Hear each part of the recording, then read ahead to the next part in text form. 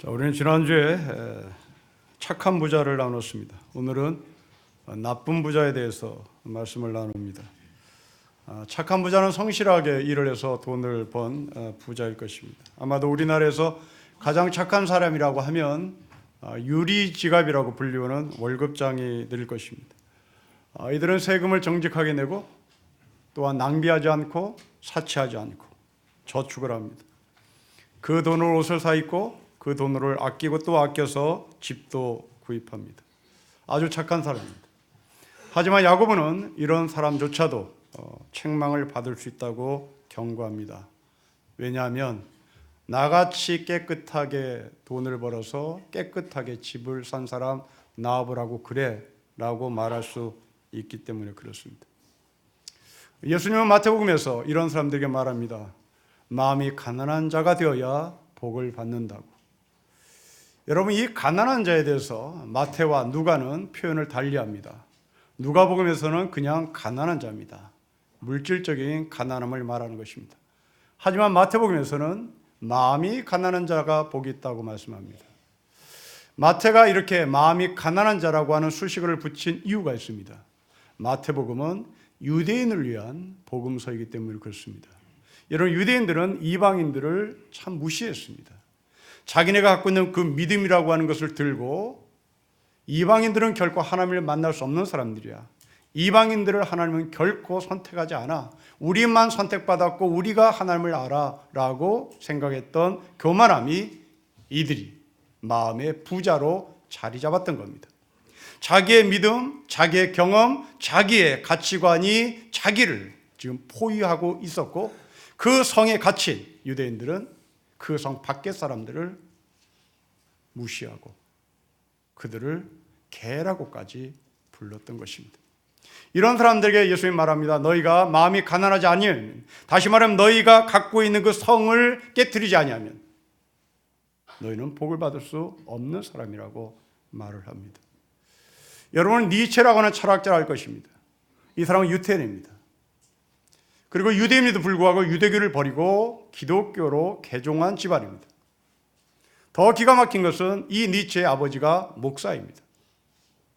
그런데 니체는 유대교도 버렸고 기독교도 버립니다. 그리고 자기의 철학의 성 안에 자기 스스로 가둡니다. 자기가 만든 그 철학 체계 안에 절대자 하나를 자기가 만듭니다. 그 절대자는 자라투스트라입니다. 이 자라투스트라는 조로아스터교의 신을 말한 겁니다. 자기의 가치체계 안에 자라투스트라는 절대자를 세워놓고 이 안에 자기를 가둬버린 거죠. 그리고 밖의 사람들을 정죄하고 밖의 사람들을 제대로 보는 눈을 못 가진 것입니다. 여러분, 가인이 그렇습니다. 가인은 성을 쌓고 그 성 안에서 갇혀 지내는 것이죠. 여러분, 우리 믿음의 사람들이 그럴 수 있습니다. 우리는 믿음을 대단히 소중히 여기고 믿음을 가져야 구원을 받는다는 사실을 분명히 하고 있습니다. 그런데 문제는 내가 믿음을 갖고 보니, 내가 예수를 만나고 보니 내가 나의 삶이 만사형통하더라. 그런데 내가 예수를 만나고 보니 만사형통된 이 삶을 알지 못하는, 예수를 믿지 않는 사람들을 보면 너무나 가슴이 아프고 너무나 긍휼함 때문에 내가 고통스럽다. 내 남편이 예수를 믿지 않아. 내 남편이 지옥에 갈 텐데, 내 남편이 심판을 받을 텐데 나는 너무너무 불쌍해서 잠이 오지 않는다라고 말을 합니다. 물론 여러분들의 이런 마음을 충분히 이해합니다. 예수 믿지 않는 사람을 보면 아픔을 갖고 예수 믿지 않는 사람을 보면 안타까운 마음을 갖는 것에 대해서 저는 존경을 표합니다. 그런데 여러분들이 그렇게 예수 믿지 않는 사람을 보고 나는 마음이 아파, 예수 믿지 않는 사람이 지옥 갈 걸 생각하니 내가 고통스러워 라고 하는 이 말이 혹시 여러분들의 믿음에 갇힌 것은 아닐까요? 여러분들이 믿음이라고 가두어둔, 스스로 믿음이라고 설정한 그 설정 안에 여러분들이 갇힌 상태에서 예수를 믿지 않는 사람이라고 생각되는 여러분의 남편이 불쌍하게 보이고 여러분 남편이 고통스럽게 보입니까? 그렇다면 좀 바꿔보십시다. 여러분들이 구축한 믿음을 깨고 하나님의 믿음 앞에 한번 서봅시다. 여러분들이 제 아무리 믿음이 좋아도 하나님의 믿음만큼은 못 따라가겠지요. 우리가 착한 일을 많이 했습니까? 하나님만큼 착한 일 한 적 없습니다. 여러분들이 선한 삶을 살았습니까? 하나님만큼 선한 삶을 산 적이 없습니다. 여러분 믿음이 훌륭합니까? 순교자의 믿음만큼은 우리는 따라가지 못합니다. 그렇다면 순교자는 위대합니까? 순교자는 십자가의 죽음 앞에서 맥을 못 추게 되어 있습니다. 이것이 마음이 가난한 사람이란 말입니다. 나는 목사다, 나는 장로다가 아니라 내가 이러고도 목사인가? 라는 질문입니다. 내가 이러고도 장로라고 말할 수 있나? 내가 이러고도 신학박사라고 말할 수 있나? 내가 이러고도 철학박사라고 말할 수 있나? 이것은 하나님 앞에서의 철학이고 하나님 앞에서의 신학이고 하나님 앞에서의 목사이고 하나님 앞에서 장로여야 되는 것입니다. 여러분의 믿음이 기필코 사람들 앞에 선으로 작동된다 할지라도 하나님 앞에서는 먼지에 불과한 것이고 티끌에 불과한 것입니다. 오늘은 나쁜 부자에 대한 야고보 사도의 말씀입니다. 여러분 4절을 보십시오. 우리 4절을 같이 읽겠습니다. 시작. 무라 너희 밭에서 주사한 품꾼에게 주지 아니한 삭시 소리 지르며 그 주사한 자의 우는 소리가 만군의 주의 귀에 들렸습니다. 착취해서 부자가 된 사람입니다. 노동자를 탄압하는 악덕 업주일 수도 있습니다. 중소상인들에게 엄을 발행하는 아주 폭족을 하는 대기업일 수도 있습니다. 우리나라의 노동 역사는 참으로 어두운 역사를 가지고 있습니다. 50년 전에 청계천 평화시장에서 한 노동자가 분신한 사건이 있었습니다. 그 청년의 이름은 전태일입니다. 이 청년은 대학생 친구가 있었으면 좋겠다는 일기장에 자신의 바람을 적어 놓은 적이 있습니다.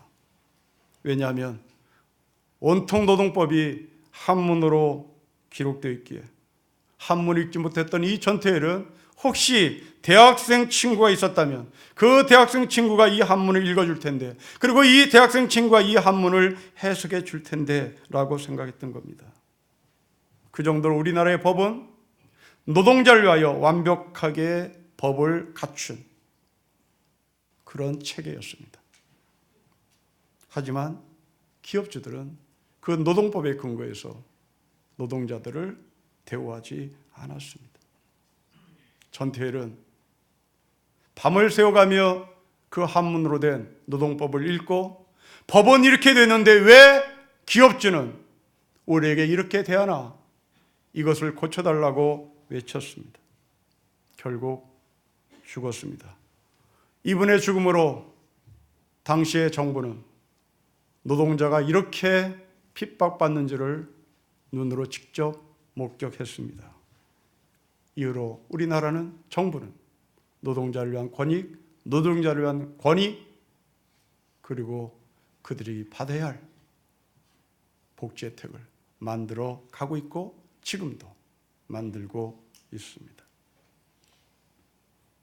50년 전에 그 전태일을 발로 밟았던 악덕업주가 2000년 전 어느 도시에서도 여전히 이루어지고 있었단 말입니다. 여러분 물론 성경에도 권력을 가지고 재산을 빼앗은 사람이 참 많습니다. 그 중에 저는 이스라엘 왕이었던 아합이라는 왕을 소개합니다. 이 아합 왕은 명실공히 왕이었습니다. 모든 것을 걸머준 권력자였습니다. 그런데 그 왕궁 앞에 기름진 포도밭 하나가 눈에 들어왔습니다. 그 포도밭의 주인인 나봇이라는 사람이었습니다. 이 나봇이라는 사람은 조상대대로 그 포도밭에서 포도를 일궈가며 포도주를 만드는 농민이었습니다. 아합은 그 땅이 눈에 들어오고 그 땅을 갖고 싶었습니다. 여러분 사람은 땅을 갖고 싶은 마음 다 충분히 이해합니다. 그런데 이 아합이 그 땅을 갖고 싶었다는 성경의 표현은 아주 흥미롭습니다. 이 아합이 나봇의 포도를 갖고 싶었던 이유는 그 땅에 채소를 심고 싶었던 겁니다. 채소를 심어서 깨끗한 채소를 먹고 싶었던 것이 아합이 그 땅을 갖고 싶었던 목적이었습니다. 아마도 이 아합은 채식주의였던지 아니면 이 아합은 유기농 채소를 신뢰했던지 아마도 이 아합은 자기 밥상으로 올라온 채소를 독이 탔을까 봐 믿지를 못했다는 것을 반증합니다. 자, 여러분 다시 한번 이 나봇의 포도원과 이 나봇의 포도원을 빼앗으려고 한 아합의 심정을 다시 대조해서 헤아려 보십시오. 나봇은 이 땅이 새끼 밥을 먹어야 될 필수 있어야 할 땅인 겁니다. 아합은 이 땅은 있어도 좋고 없어도 좋은 땅인 겁니다. 반드시 있어야 할 땅과 있어도 좋고 없어도 좋은 땅을 손에 걸머쥐고자 하는 이 아합의 욕심을 성경은 보여줍니다. 기필코 이 아합은 나봇을 죽이면서까지 그 땅을 손에 걸머줍니다. 그런데 성경은 이 아합이 어떻게 죽었는지를 아주 비참하게 기록합니다. 성경은 아합이 죽자 그 시신에서 나오는 피를 개들이 핥았다고 기록합니다. 그런데 그 개들이 아합의 시신을 핥았던 그 자리는 창녀들이 목욕하는 장소였다고 기록합니다. 여러분, 이스라엘의 왕입니다. 하나님이 택하신 백성입니다. 하나님이 택하신 백성 중에 최고의 권력자인 아합이라는 왕이 죽은 장소에 개들이 핥습니다. 그리고 그 개들이 핥았던 장소는 창녀들이 목욕하는 장소였습니다. 이런 죽음 없습니다. 이런 개 죽음 없습니다. 이런 부끄러운 죽음 없습니다. 바로 욕심의 결과였던 겁니다. 이스라엘 종교 지도자들도 정치 지도자들과 다를 바 없었습니다. 우리는 솔로몬의 화려한 성전을 기억합니다. 스룹바벨의 화려한 성전을 기억합니다. 예수님 시대에 헤롯이 오랜 기간 동안 스룹바벨의 성전을 복원하고 웅정하게 성전을 지었던 것을 기억합니다. 이 모든 솔로몬의 성전, 스룹바벨 성전, 그리고 헤롯 성전은 이 돈을 어디에서 얻었을까요? 그렇습니다. 가난한 자들, 노동자들의 착취에서 돈을 마련한 것입니다. 예수님은 이 성전을 향해서 예언합니다. 돌 하나도 포개지지 않고 망할 것이라고. 그런데 예수의 예언은 정확하게 주 70년에 맞아 떨어졌습니다. 예루살렘 성전은 무너졌습니다. 오늘 본문도 그러합니다. 여러분, 4절에 나오는 품꾼에게 있어서 하루삭은 반드시 있어야 할 돈입니다. 그런데 부자는 이 돈이 없어도 좋고 있어도 좋은 돈입니다. 하지만 나쁜 부자는 아합처럼 반드시 있어야 할 품꾼의 삭을 빼앗았습니다. 여러분 5절을 보십시오. 우리 같이 읽겠습니다. 시작. 너희가 땅에서 사치하고 방종하여 살육의 날에 너희 마음을 살찌겠습니다. 여러분 4절과 5절을 유심히 보십시오. 야고보는 남의 것을 빼앗았다라는 것에 방점을 찍는 것으로 끝나지 않습니다. 그 남의 것을 빼앗아서 어디에 썼는지를 5절은 기록합니다. 사치한 데 씁니다. 방탕한 데 씁니다. 여러분, 정상적으로 돈을 번 사람은 사치하지 않습니다. 정상적으로 돈을 번 사람은 낭비하지 않습니다. 정상적으로 돈을 번 사람은 방탕하지 않습니다. 비정상적으로 번 돈을 사치합니다. 비정상적으로 벌어든 돈을 가지고 우리는 방탕하게 사용합니다. 이것은 진실입니다. 우리나라에는 사이드머니라고 하는 단어가 있습니다. 뒷주머니에 들어오는 봉투를 말합니다. 아마도 여러분 가운데 이 사이드머니를 받아본 사람은 오늘 본문이 실감날 것입니다. 정상적인 노동의 대가로 얻은 돈을 술 마시는 데 쓰지 않습니다. 정상적으로 번 돈을 가지고 우리는 방탕한 데 쓰지 않습니다. 여러분, 룸사롱에 던져지는 돈들은 어떤 돈들입니까? 여러분들이 지갑에서 나온 돈 아닙니다. 룸사롱에서 결제되는 돈들은 여러분의 카드가 아니라 법인 카드입니다. 누가 뒷주머니에서 주는 돈입니다. 그 돈들은 거의 다 남의 돈들입니다. 최근에 성매매 여성이 쓴 책이 출간되었습니다. 이 글에서 이 여성은 이런 말합니다. 룸사롱을 비즈니스 클럽이라고 우리나라는 표현하는데 이것은 맞는 말이다. 룸사롱은 술을 마시는 곳이 아니다. 비즈니스 클럽이라고 말한 것처럼 사업을 하는 곳이다. 그리고 이 책 마지막 8장에서 돈으로 여성의 인격을 살려고 하는 사람들에게 외칩니다. 제가 그대로 읽겠습니다. 여기에 걸리는 사람이 있기 때문입니다. 오빠라고 불리고 싶어하는 이 남자들은 아마도 이 글을 읽고 있는 당신, 아니면 당신 앞자리에 있는 동료 직원일 수 있고 직장 상사일 수도 있다. 집에 돌아가면 만나야 하는 가족일 수 있고 어쩌면 당신일 것이다.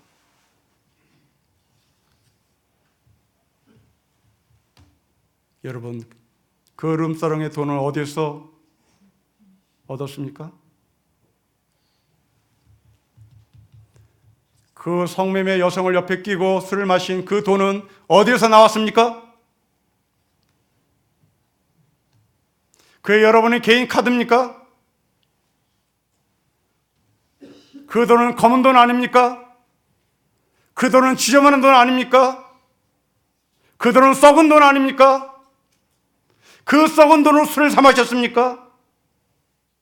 그 썩은 돈으로 술을 사 마셨으면 그 술은 썩은 술 아닙니까? 그 썩은 술이 여러분 뱃속으로 들어가면 그 뱃속은 썩은 뱃속 아니겠습니까?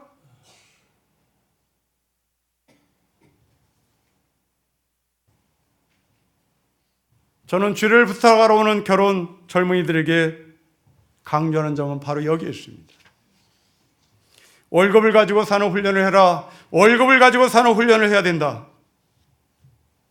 그런데 만일 누군가가 너가 직장에서 앉아있는 자리가 검은 돈이 들어오는 자리라면, 그리고 월급 이외의 돈을 누군가가 여러분들에게 준다면 그 돈을 어떻게 처리할 것인가를 묻습니다. 대부분의 젊은이들은 저축을 하겠다고 말합니다. 저는 그런 녀석을 아주 혼을 냅니다. 그 돈은 버려야 합니다. 그 돈은 저축해서는 안 됩니다. 그 돈은 버려야 합니다. 여러분, 심각하게 생각해 보십시오. 만일 그 돈을 저축했다고 합시다. 아니, 만일 그 돈을 여러분의 생활비에 포함시켰다고 생각해 봅시다. 삶을 풍성해질 것입니다. 그리고 집을 사는데 더 빠른 시간을 확보할 것입니다. 그리고 그 돈이 계속 들어옵니다. 생활이 융성해집니다. 생활이 풍성해집니다. 생활이 화려해집니다. 그런데 갑자기 그렇게 들어온 돈이 끊겨버립니다. 사람은 그때부터 갈증나기 시작합니다. 사람은 그때부터 갈증난 사람이기에 우리는 검은 돈을 찾으러 나섭니다. 이제는, 과거에는 내가 앉아있으면 들어왔는데 이제는 내가 급하기에 그 돈을 찾으러 나섭니다. 그 돈은 어두운 돈이요? 그 돈은 썩은 돈입니다. 욕심을 부려 이제 들어오지 않는 돈을 찾으러 나갔다가 쇠고랑을 차는 겁니다. 여러분, 이런 영적인 원리를 알았다면 여러분에게 다시 묻습니다. 검은 돈으로 옷을 사 입고 검은 돈으로 비싼 음식을 사 먹어야 되겠습니까? 비정상적인 방법으로 번 돈을 가지고 여러분들은 어떻게 하시겠습니까? 당연히 버려야 합니다. 어떻게 버려야 합니까? 사회복지 시설에 버리십시오. 사회복지 시설에 가셔서 기부하십시오. 그런데 조심할 것이 있습니다. 폼 잡고 기부하지 마십시오. 쪽팔리게 기도하십시오. TV에 내 얼굴이 나오도록 버젓이 서서 봉투 집어들지 마십시오. 쪽팔려서 고개 쳐박고 기부하셔야 되는 겁니다. 저 사람은 나를 뭘로 봤나? 나에게 돈을 가져다 저 사람은 나를 뭘로 봤나? 사랑하는 신님께 성도 여러분, 깨끗한 돈으로 고기를 사서 드십시오. 깨끗한 돈으로 채소를 사서 드십시오. 검은 돈으로 고기 사지 마십시오. 검은 돈으로 채소 사지 마십시오. 그 검은 돈으로 산 고기는, 채소는 썩었습니다. 영적으로 썩었습니다. 그 영적으로 썩은 고기를, 영적으로 썩은 채소를 먹으면 내 자식은 죽는 겁니다. 사랑하는 부모 여러분, 여러분 자식에게 깨끗한 음식을 먹이십시오. 그것은 유기농이 아닙니다. 여러분이 돈 주고 산 그 돈이 깨끗하냐고 묻는 겁니다. 여러분이 돈 주고 산 그 고기가 깨끗하려면 여러분의 돈이 깨끗해야 되는 것입니다. 여러분의 채소가 깨끗하려면 유기농이 깨끗한 것이 아니라 그 채소를 한 돈이 깨끗해야 된다는 말입니다. 싱싱한 돈으로 고기를 사시고 싱싱한 돈으로 채소를 사셔야 되는 겁니다. 아마도 이들은 그렇게 검은 돈으로 배를 불렸고 그 검은 돈으로 사치와 방탕을 했습니다. 자, 이제 이렇게 힘 있는 자에게 착취를 당한 노동자들, 가난한 자들은 어떠한 반응을 하는지를 보십시다. 여러분 4절을 보십시오. 4절을 다시 한번 읽겠습니다. 시작. 보라, 너희 밭에서 추수한 품꾼에게 주지 아니한 삭시 소리 지르며 그 추수한 자의 우는 소리가 만군의 주에 길렸습니다. 6절 읽겠습니다. 시작. 너희는 의인을 정죄하고 죽였으나 그는 너에게 대항하지 아니었습니다. 여러분, 이상합니다. 착취당한 사람이 소리만 지릅니다. 착취당한 사람이 대항을 하지 않습니다. 여러분, 우리는 이 야고보 사도의 말이 정말 서운합니다. 정말 야고보 사도는 이것밖에 되지 못하나 결국 기독교는 힘이 없구나, 결국 기독교는 그냥 이것이 내 팔자구나 하고 끝나는 것이구나. 아니, 지금 이 말이 오늘 이 시대에 맞는 말인가? 여러분, 이 말씀을 오늘 시대에 그대로 적용을 해야 되겠습니까? 아마도 이 이야기는 2000년 전 노동법이 제대로 되지 않았던 시대기에 그냥 소리만 지르고 그냥 대항하지 말자, 힘없으니까 그냥 묻히자, 그렇게 말하는 것이고, 이제는 노동법이 제대로 되어 있고 노동자의 권리가 그리고 권익이 확보되었기에 우리는 이 본문의 말씀이 결코 우리의 현실과 맞지 않는다고 말할지도 모르겠습니다. 그러나 그렇지 않습니다. 이것은 복음입니다. 이것은 진리입니다. 이것은 사실입니다. 저는 여러분들이 소리 지르지 말아라, 대항하지 말아라, 그냥 그렇게 살아라, 그렇게 운명처럼 살아라, 그게 우리가 가져야 할 것이다 라고 하는 이 별 볼 일 없는 기독교의 신앙을 우리에게 말하려고 하는 것이 아닙니다. 여러분, 여기에는 무지막지한 하나님의 복음이 있고 하나님의 능력이 있습니다. 여러분, 다시 보십시오. 5절 말씀을 다시 보십시오. 4절 말씀을 다시 보십시오. 4절 말씀이 여러분 눈에 들어오는 한 단어가 있어야 됩니다. 바로 그것은 소리라는 단어입니다. 여러분, 소리라는 단어에 깊이 묵상하시고 묵상해 보십시오. 이 소리라는 단어에 익숙한 한 인물이 여러분 머릿속에 떠올라야 합니다. 다시 묻습니다. 소리가 누굽니까? 소리와 연관된 사람이 누굽니까? 그렇습니다. 광야에서 외치는 자의 소리라고 고백했던 세례 요한입니다. 이 세례 요한의 소리는 그냥 허공에 던지는 소리가 아니라 이 소리는 예수 그리스도가 이 땅에 오시는 하늘의 소리였습니다. 예수 그리스도가 이 땅에 오실 것을 예비하는 세례 요한의 외침이었습니다. 오늘 이 본문의 소리는 약자의 소리가 아닙니다. 이 본문의 소리는 다시 오실 예수 그리스도를 기다리는 소망의 소리요, 강력한 믿음의 무기가 되는 것입니다. 기독교 신앙은 힘없는 신앙이 아닙니다.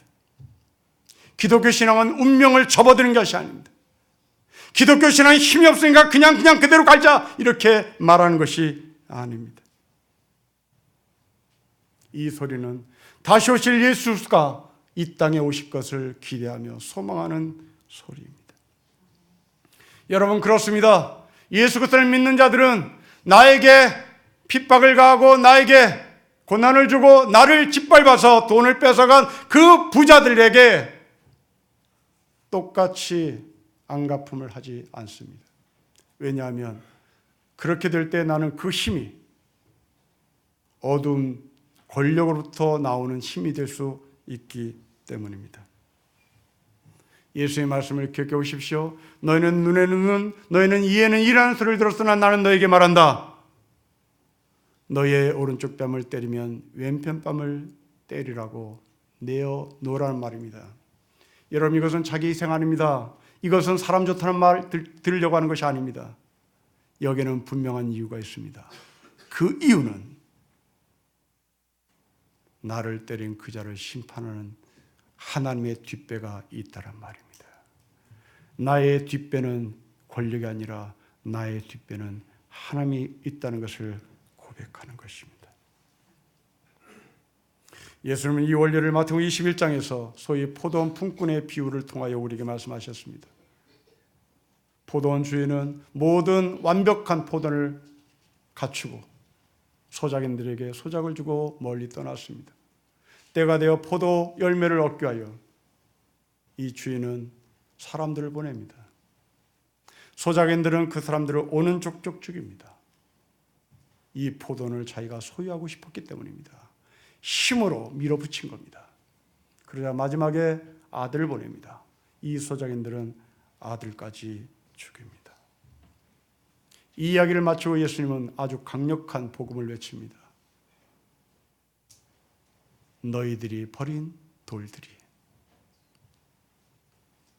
모퉁이들이 되었다고 말합니다. 너희가 버린 돌이 집안의 대들보가 되었다고 말합니다. 여러분, 이것이 복음입니다. 내가 힘이 없으니 어쩌겠어 외치고 말지. 내가 힘이 없으니 어쩌겠어 대항하지 말아야지. 내가 대항했다면 더 죽는데. 이런 운명의 패배의식에 사로잡혀 저항을 하지 않는 것이 아닙니다. 심판하실 하나님 때문에, 그 심판하실 하나님이 나의 뒷배기에 우리는 소리를 지르는 것이고 대항을 하지 않는 겁니다. 사도행전 3장에 나오는 나면서부터 안진뱅이를 고치신 베드로와 요한을 보십시오. 이들이 나면서부터 안진뱅이를 고친 장소는 성전 안이 아니었습니다. 여러분, 나에게는 근거가 없으나 나에게는 예수 그리스도가 있다고 고백했던 그 예수 그리스도를 소개하려면 베드로와 요한은 나면서부터 안진뱅이를 덥석 들어서 성전 안에 갖다 놓고 성전 중앙에 갖다 놓고 여기가 하나님이 계시다, 여기가 예수가 계시다 라고 말을 하는 것이 상식이 됐던 겁니다. 그런데 놀랍게도 베드로와 요한은 이 남에서부터 안진뱅이를 벌쩍 들어서 성전 중앙에 갖다 놓은 것이 아니라 성전 밖에서 이 사람을 고친 겁니다. 여러분, 하나님의 역사는 주류 안에서만 이루어지는 것이 아니라 하나님의 역사는 비주류의 장소에서도 나타난다는 말입니다. 하나님의 역사는 궁전에서만 나타나는 것이 아니라 하나님의 역사는 광야에서도 나타난다는 하늘의 메시지를 전하는 것입니다.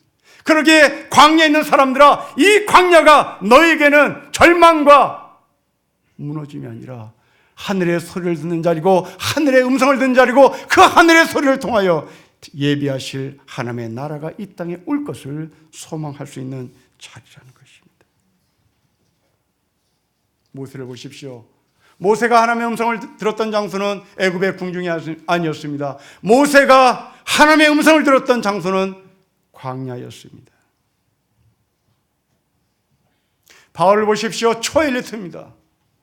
엘리트 중에 엘리트입니다. 지신 중에 지신입니다. 그런데 이 초엘리트였던 바울은 하나님의 음성을 도서관에서 듣지 않습니다.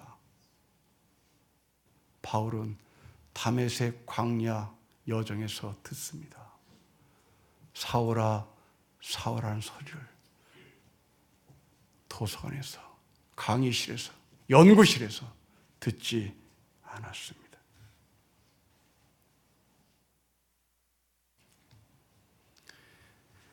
어쩌면 우리는 서울 변방에 살고 있는 신령교회 성도입니다. 인생 끝날 때까지 우리는 중심부 인생에 들어가지 못할 사람이 여기에 태반일 것입니다. 또한 젊은이들은 인생의 중심부에 들어가기 위하여 이 신림동을 지나가는 정거장쯤으로 생각하는 분도 계실 것입니다. 열심히 노력해서 여러분들이 중심부로 들어가면 좋겠습니다. 그러나 기억하십시오. 하나님의 나라는, 하나님의 음성을 듣는 사람은 중심부가 아니라 갈릴리 변방지방의 사람도 들을 수 있다는 것을 기억합시다. 광야의 짐승에서만 있는 것이 아니라 광야에 하나님의 음성이 있다는 사실을 인정해야 합니다. 누우면 돌아설 것이 없는 고시원의 좁은 방에 좌절과 절망의 영만 사로잡고 있는 것이 아니라 거기는 하늘의 영이 가득 찰 수도 있다는 사실을 기억하셔야 합니다. 이 힘없는 자들, 밟힌 자들, 이들은 외쳤습니다. 그 외침은 힘없는 자의 약자의 외침으로 끝나는 것이 아니라 다시 오실 예수를 기다리는 예비하심의 소리였습니다. 그 소리를 듣고 오신 분은 바로 예수 그리스도이셨습니다. 그 예수 그리스도는 6절의 말씀처럼 대항하지 않고 십자가에 죽습니다. 여러분 6절을 유심보십시오. 의인들이라고 말하지 않습니다. 의인 한 사람입니다. 이 의인 한 사람, 곧 예수 그리스도가 대항하지 않고 죽었습니다. 소리, 의인, 십자가에 대항하지 않고 죽으신 예수 그리스도가 연결되고 있습니다. 여러분의 소리는 슬픔의 소리가 아니라 이 땅에 의인으로 오시는 예수 그리스도를 맞이하는 소리가 되어야 한다는 것입니다. 절망과 아픔과 고통의 소리가 난무하는 이때 여러분의 소리는, 우리 신림교회 성도들의 소리는 의인으로 이 땅에 오실 예수 그리스도를 맞이하는 소리가 되기를 주 이름으로 축복합니다. 기도하겠습니다. 하나님 아버지, 갖추지 못했던, 그리고 갖추지 못한, 또 앞으로도 영원히 갖추지 못할 것 같은 변방의 인생일 것 같습니다. 그래서 우리는 좌절과 절망의 한숨들과 깊이 땅을 파고 들어갈 때에 아버지 하나님이 다시 또 다른 소리를 들려주실 것을 소망합니다. 광야의 들짐승의 소리로 끝나는 것이 아니라 광야에 외치는 하늘의 소리가 있게 하시고 그 하늘의 소리로 말미암아 이 땅에 예수 그리스도가 오실 것을 저희가 대망합니다. 의인으로 이 땅에 오셔 우리를 위하여 십자가에 대항하지 않고 죽으신 바로 그 예수 그리스도가 나를 짓밟은 사람들을 심판하신다고 말씀하셨으니 저희가 다시 한번 승량의 소리에 귀를 기울이는 것이 아니라 이 세상에 겁주는 소리에 겁을 먹는 것이 아니라 다시 오실 예수 그리스도를 기다리며 하늘의 소리를 외치고 하늘의 소리를 듣고 그 하늘의 소리로 살겠으니 복의 복을 더하여 주십시오. 주 예수 그리스도의 이름으로 기도합니다. 아멘.